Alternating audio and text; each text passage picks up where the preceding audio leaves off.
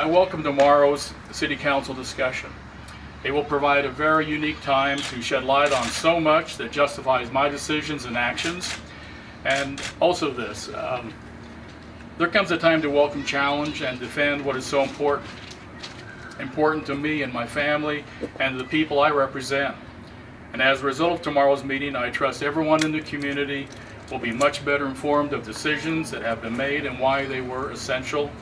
And I welcome tomorrow's public discussion. So I think tomorrow's discussion will provide an opportunity and a public forum to discuss so much over the last several weeks and months. And I think once again, with more knowledge of that, I think indeed we'll go ahead and make a decision that's going to be in the best interest for Grand Island. So that's why I welcome the public discussion. So once again, I stand by the statement that I made in June 26th. And that Mary Lou Brown would continue, and she would work through her resignation, which would not become effective until September 30th. So that's where we're at today. Obviously, we've learned a great deal in the last several weeks, and tried to go ahead and forge an opportunity for service. And also this, right now, folks, we have got a huge task before the city of how you go forward with a budget. We haven't even discussed that. We've got to finalize that by September 11th.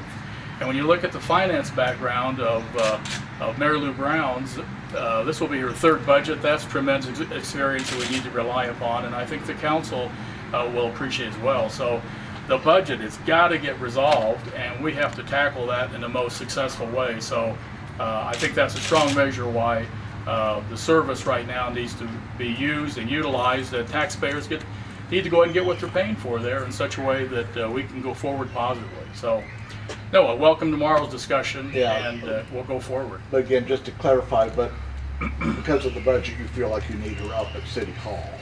That's one strong consideration, but also how you move forward and you extend an interim service when you already have someone in the payroll under a resignation is not really totally understood. And that needs to be clarified, because there's been such a misconception of that you can't have two people serving one job at the same time. You have a tendered resignation, and just like every resignation we have in the city, people work through that resignation professionally with integrity. You use their services and their employment until such time that their resignation is effective. When the budget, absolutely, that's a strong consideration, but not the only consideration.